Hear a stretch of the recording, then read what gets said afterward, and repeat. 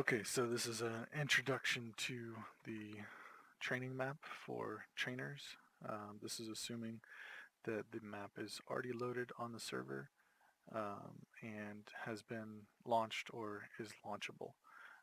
This will not cover administration, Zeusing, um, map making, or any of that kind of stuff.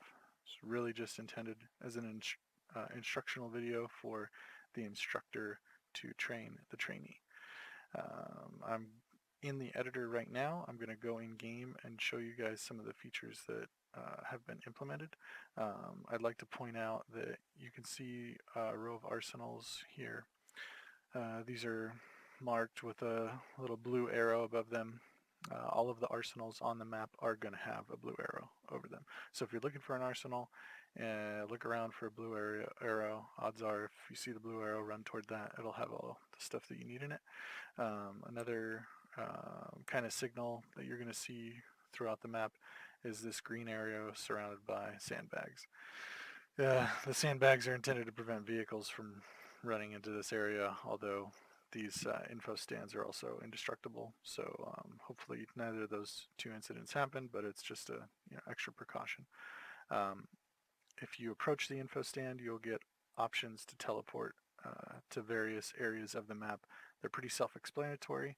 If I open the map in the editor, a lot of them are marked out, like we see fixed wing vehicle transport. This little blue arrow is what's going to show up on your in-game map. You're going to see that area will correspond to the selection on the info stand. Where are we? All the way back here at the barracks. So a lot of things are taking place all over this map. It's designed to be all-encompassing. There's a lot of things that don't actually exist and that will be spawned in. That's why we have some of these markers, empty markers here. They're just placeholders. That way there's less stuff to load. Some of the essential things to load are like just this static area. Maybe in the future that will be bundled into a script to save some load time and stuff. So anyway, kind of getting a little bit off topic. So here we go. We're going to jump in game now.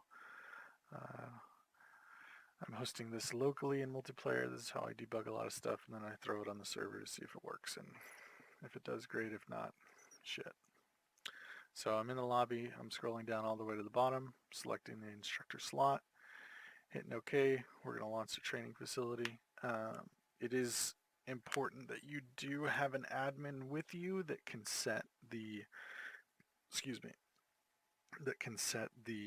mod variables, game settings, primarily Ace Medical breathing.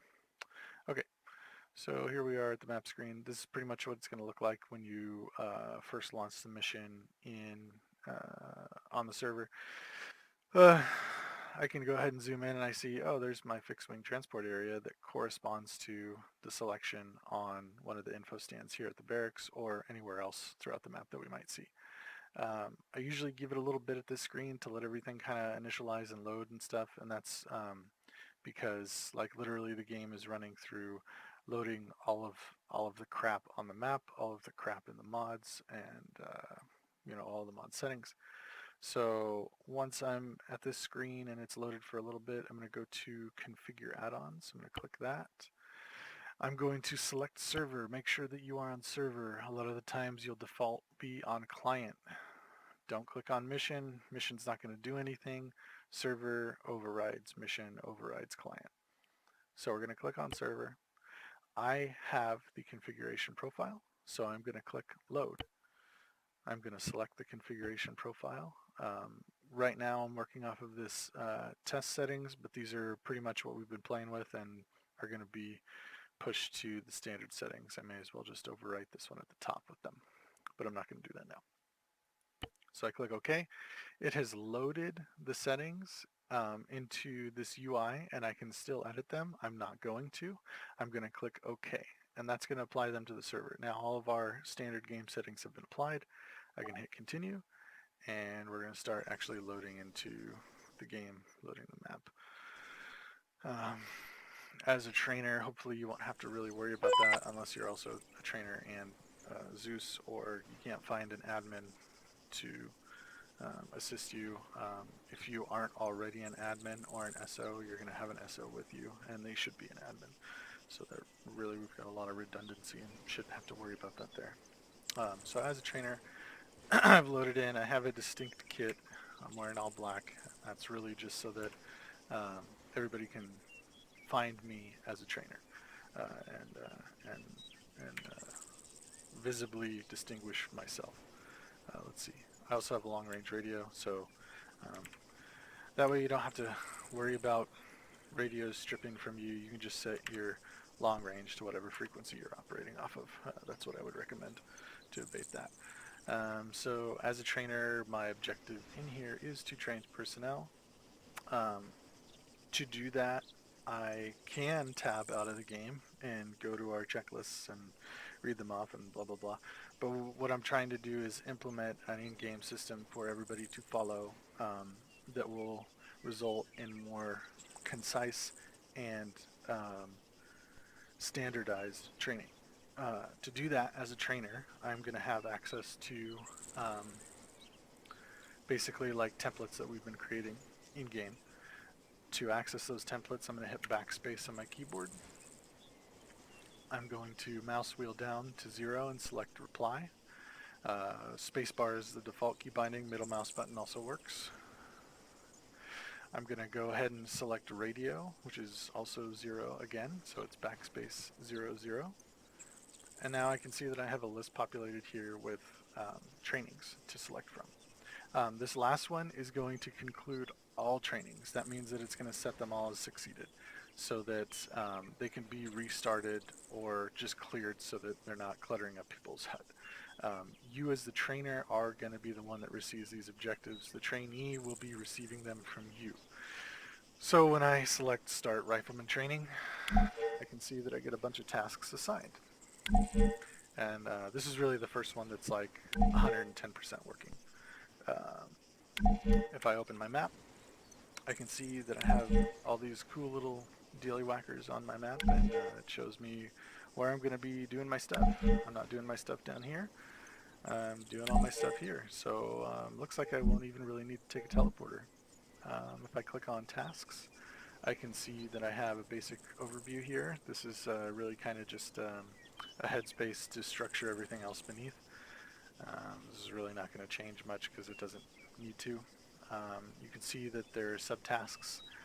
If I assign this subtask when I come in game, I get a location for that. Really, if something's happening in this area, it's just like a general. You're talking at somebody, telling them how to do something, or manipulating the arsenal. Manipulating a radio would be this case. Medical basics. If I go down to there, I have a list of things to do with regard to the trainee. I can assign this, and that will take me to this location. That also brings me to my next point is that I have updated the medical doll. I'll call it medical doll. If I go in this structure and I look at this vending machine, I have a bunch of options to make medics, make EODs, engineers. This last one, Lead Hacks, is a UAV hacker.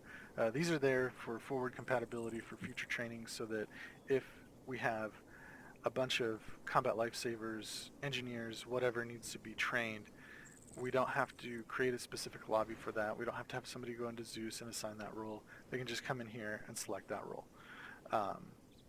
Obviously, that's going to require some discretion, and hopefully, throughout this training, we drill into people that kind of discretion. All right, so I'm going to mouse wheel down here and click Spawn Patient. It's going to create the dummy. He might spawn in initially under the floor, but once it detects that there's a floor here, he's going to teleport up, and then he will go unconscious. This is the player unconscious state. So with this dummy, I can triage him as if he were a player. I can also get the option to drag or carry. So that is a big update for the medical doll currently, is that now I can actually drag and carry this guy. And so here we go into the 5-minute long carry animation. But this is designed to encourage players not to shoot each other. Like really the big deal of this whole like area here is I don't particularly want to teach people wherever you spawn in, you can shoot. It's kind of one of those things that we want to teach people inadvertently and overtly that you don't shit where you eat, and that means we're not throwing grenades around the arsenal when people are getting gear out, and all that kind of nonsense that we're strictly trying to not reproduce. So that's the update for the medical doll. Um, that's how training works. If I go ahead and open these are called radio calls. I think they serve some purpose in the vanilla game with AI, but for us, it works just fine for starting and controlling objectives. So I'm scrolling through my radio list and I'm going to the conclude all trainings, and if I select that, it's going to say, oh, everything was completed. It's going to set them all to gray, and now I don't have a bunch of stuff cluttering up my UI or my task list. So that's your crash course as a trainer on how to train people. Here's the teleporter that we talked about in the beginning. You can see it has names for the areas to teleport to that are reflected on the map.